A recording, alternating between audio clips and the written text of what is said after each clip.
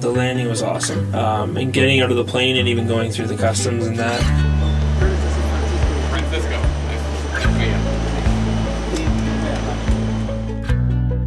Whole experience for myself, my first time here, it was awesome. There's always that awkwardness meeting the team, right? Like, we don't know them, they don't know us. But I think we got there. It's been a fantastic week. I would say one thing would be students stepping out and us seeing, hey, that's totally different for that student. One of the students that wouldn't do that ever, really, just took a step out and just had a word for a child. A lot of different students stepped out of their comfort zone. The street evangelism, I know, really impacted students. We are serving, and serving is not coming in and, being the superstar. It's doing the humble jobs.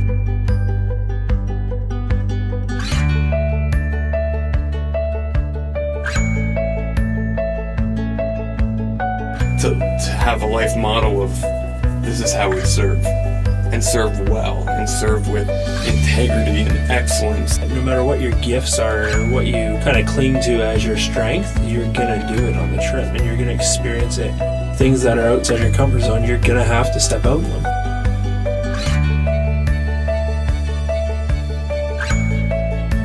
In every ministry that we did, it made the team function together as a team.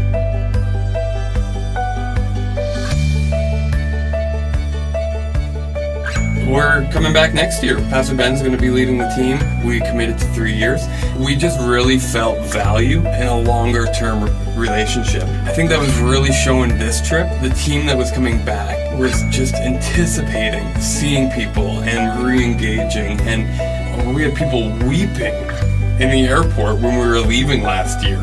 They had fallen in love with El Salvador and the people. What's next for El Salvador is the future with Parkview, and I love it, and I think that the students love it and love it for the right reasons. King's Castle does an amazing job with how they treat us, but also how they push us, how we grow, and so I think for our students it is huge to come. I think sticking with and continuing the relationship with El Salvador and King's Castle is huge because there's always those stories that continue to go, and the heart that they have for El Salvador now carries over to the students that hopefully then will come in the future. It's so practical here, but why is it not practical in Canada? Well, we have youth every Wednesday night, we have church every Sunday morning. How can we apply, and how can we do that in our own society and carry things over?